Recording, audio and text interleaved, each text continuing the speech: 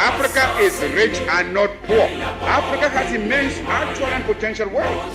Gold, diamond, copper, manganese, bauxite, iron ore, uranium, asbestos, rope, cobalt, a host of other minerals. It is Africans who are poor, not Africa. For today, we must each see ourselves as part of Africa in order that we may face colonialist imperialism and its new form, neocolonialism, on a continent-wide front. Fellow countrymen, my heart is heavy as I witness the damage which this clique of neo-colonialist conspirators are doing to our country. At the bidding of their overseas neo-colonialist masters, they are dismantling the work of 15 years. They are telling you that Ghana is bankrupt. They are telling you that our country is indebted to the extent of some 240 million pounds. What fools they are. How ignorant for them to think that you believe these stupid lies. Open your eyes and look around you. See for yourself.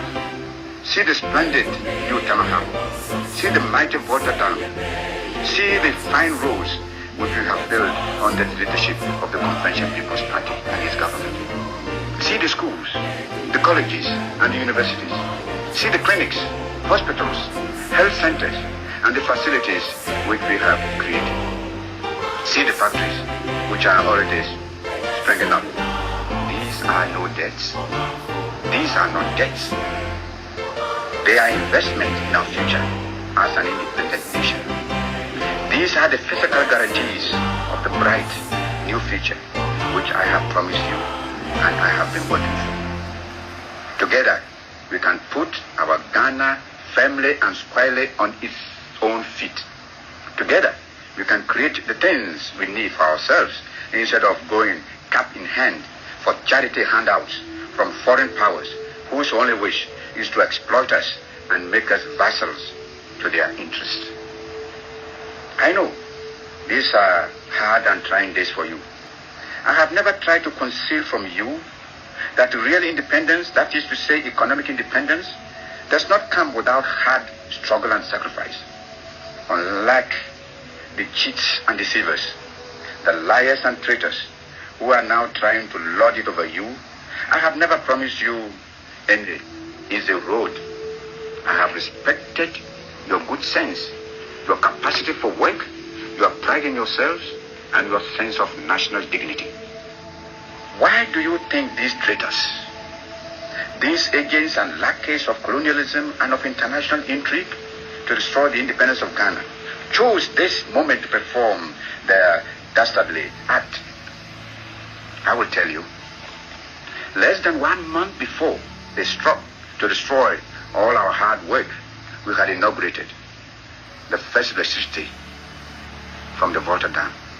Only 3 days before this treachery, we had signed a new agreement to irrigate the mighty Accra Plains. At last, we were on the threshold of a great new victory. We had in 1957 won our political independence after years of struggle. Now in 1966, we were at the threshold of winning our economic independence. The same people who tried to sabotage our winning of political independence 9 years ago have now struck to sabotage our economic independence and are systematically dismantling our socialist gains and achievements. Before the traitors and the rebellious National Liberation Council tried to usurp power during my absence from Ghana, Ghana was a haven to which the oppressed from all parts of Africa could come to carry on their struggle. It was a haven for freedom fighters, for independence and against colonialism. The name of Ghana was revered all over the African continent as a staunch friend of the oppressed.